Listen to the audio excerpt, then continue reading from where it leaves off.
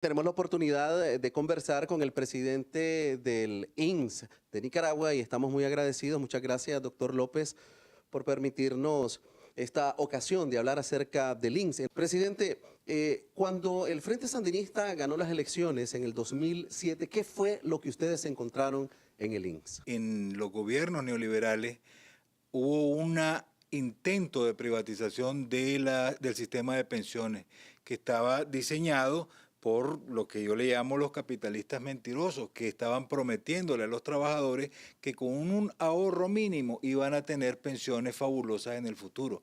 En la vida real lo que sucedió fue que 10 millones de dólares de préstamos del Banco Mundial se invirtieron, se gastaron, digamos, en ese proyecto y al fin y al cabo no hubo ningún rédito de ese proyecto. Se creó una superintendencia de pensiones que en la vida real no sirvió para nada, de manera que el pueblo de Nicaragua, el Estado de Nicaragua, todavía está pagando un préstamo de 10 millones de dólares por un proyecto que evidentemente estaba fracasado como está fracasando en El Salvador y en Chile. Y el propio Banco Mundial tuvo que salir a decir que era una locura, pero el Banco Mundial no perdonó el préstamo. El segundo problema era la privatización de los servicios de salud. Es decir, los servicios de salud se habían privatizado y ese trabajo de privatización estaba diseñado principalmente para darle ganancia a los dueños de las empresas previsionales. Entonces no era una privatización que te llevara a una mayor cantidad de servicios o a una mejor eficiencia de los servicios de salud, sino que era una privatización que te llevaba únicamente a que los dueños de las previsionales tuvieran una grande ganancia. ¿Y a punta de qué se obtenían esas ganancias? De no dar medicamentos, de no hacer exámenes de laboratorio, de tener una lista de enfermedades que estaban fuera de la cobertura, como se le llamaba, y entonces había algunas clínicas que de verdad estaban, inclusive no estaban brindándole ningún tipo de servicio por el cual estaban siendo contados. Y además de eso teníamos una baja cobertura de las enfermedades, por ejemplo, el cáncer, la insuficiencia renal, las cirugías de corazón abierto, los cateterismos cardíacos, que son las cosas que necesita la población nicaragüense, y los asegurados, por supuesto, no estaban cubiertos. Hablando del tema de cobertura que usted lo está tocando en este momento, ahora que pasaron 10 años prácticamente del 2007 al 2017, ¿cuál es la situación actual? El elemento fundamental de esto ha sido que el esfuerzo principal ha estado en manos de los trabajadores, ya que de 430,000 afiliados que tenía el Seguro Social en el año 2006, hemos pasado prácticamente a 750,000, 760,000 asegurados. Es la confianza de los trabajadores en su seguro social la que ha hecho que más trabajadores se afilien, y con ese dinero que se recauda es que se permite que el instituto pague los servicios de salud y pague las pensiones que se requieren. Este aumento de cobertura que hace que pasáramos de 430,000 asegurados a 754,000 en este lapso. Y un elemento importantísimo ha sido que hemos pasado de 4,000 trabajadores por cuenta propia que estaban inscritos en el 2006 a 162,000 trabajadores por cuenta propia que están inscritos y que están aportando a la seguridad social. Doctor López, usted mencionaba el tema de las coberturas. Me gustaría que fuera un poco más específico en cuanto a eso, para que la población pueda enterarse de hasta dónde está llegando el INS, cuáles son esas enfermedades a las que antes no se les daba cobertura y que ahora se les está atendiendo. La seguridad social de Nicaragua está cubriendo a los pacientes asegurados y a los pensionados todas las enfermedades en las que hay capacidad de atender en Nicaragua.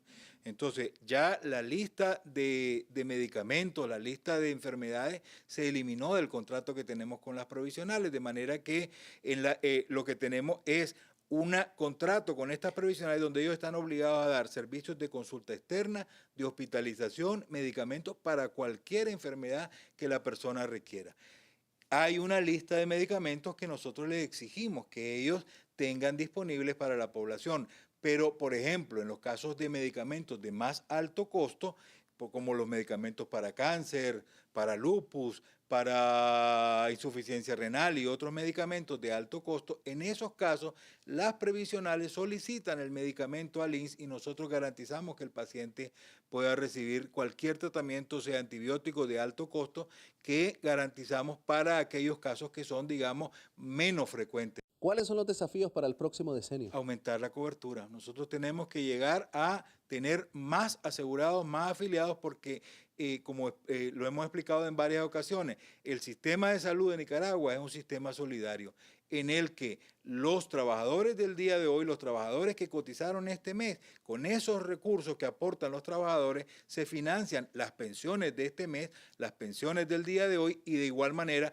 se financian los servicios de salud del día de hoy. Entonces, si nosotros aumentamos la cobertura, que es la principal medida que tenemos que continuar haciendo, va a haber más disponibilidad porque es la fuerza de estos trabajadores la que va a garantizar las pensiones del día de hoy y del futuro. Pues nosotros aspiramos a que en los próximos 5 a 10 años haya tantos trabajadores por cuenta propia como trabajadores de las empresas, llamémosle formales, que están en Nicaragua, porque la realidad es que los trabajadores por cuenta propia también son, como dice su nombre, trabajadores y no pueden estar excluidos de un sistema que tiene que trabajar para aumentar su cobertura. En estos días pasados, doctor López, lo vimos en una conferencia de prensa. Usted decía en esta conferencia de prensa que todos los asegurados debían estar tranquilos porque la edad para retiro de los jubilados va a seguir siendo a los 60. Lo que ocurrió fue que el Fondo Monetario Internacional, como parte de las revisiones que realiza normalmente y vino a revisar toda la economía del país, identificó que efectivamente tenemos que ir ajustando la seguridad social a las realidades económicas del país y a las realidades demográficas del país.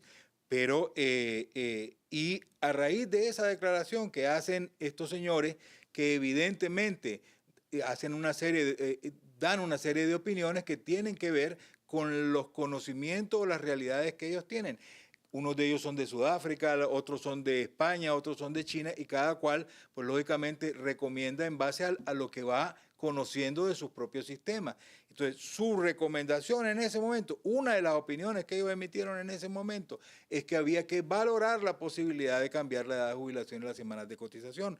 Pero nosotros fuimos muy claros y por eso surgieron una serie de opiniones en los medios, en otros foros, alrededor de que si eso era correcto o no era correcto. Nosotros el día miércoles fuimos muy claros en decir que en Nicaragua no se van a cambiar ni la edad de jubilación ni las semanas de cotización requeridas para tener una pensión. ¿Por qué? Porque el 40% de los trabajadores actualmente no tienen, solo el 40% de los trabajadores tienen empleo pleno, es decir, trabajan las 52 semanas, 60% no trabajan las 52 semanas. ¿Qué significa eso? Que para llegar a tener una pensión, es cierto que se requerirían 15 años para una persona que tiene empleo pleno, pero para el que no tiene empleo pleno se requerirían muchísimos años más. Doctor López, ¿mantener la edad de 60 años implica un sacrificio para el INSS o bien lo puede sostener? En absoluto. Eso está completamente de acuerdo con las proyecciones actuariales que tenemos y nunca se ha planteado que se requiera cambiar. Entonces no podemos aplicar un modelo europeo a la realidad de Nicaragua, en la que todavía las personas, nuestra esperanza de vida es de 72 años y una gran cantidad de personas a los 60 años ya han venido trabajando, cotizando y tienen un desgaste físico que no les permitiría continuar trabajando. Otro sector que salió a la luz por ser muy sensible es el de la tercera edad, los que reciben el beneficio de la pensión reducida, que perfectamente también ustedes aclararon que se va a mantener ese beneficio. Me gustaría que usted explicara cómo el INSS y por qué el INSS logra mantener todavía este beneficio social para este sector. Bueno, aquí tan lo que importante. estamos hablando no es de un beneficio. Es decir, aquí la pensión reducida es un derecho que estaba establecido desde 1980 en la Ley de Seguridad Social. Y la pensión reducida lo que plantea es, hay trabajadores que de acuerdo a las realidades económicas del país no llegan a las 750 semanas. Entonces, en esos casos, ellos tienen un derecho adquirido por venir trabajando y haber aportado algo. Y nosotros vamos a continuar manteniendo este derecho que tienen los trabajadores de recibir una pensión reducida cuando no han llegado hasta sus 750 semanas. Muy agradecido, doctor López, por esta entrevista, esta oportunidad que hemos tenido hoy en TV Noticias de escuchar entonces la posición oficial del presidente del INSS, Roberto López, acerca de cuál es la situación actual del Instituto de Seguridad Social.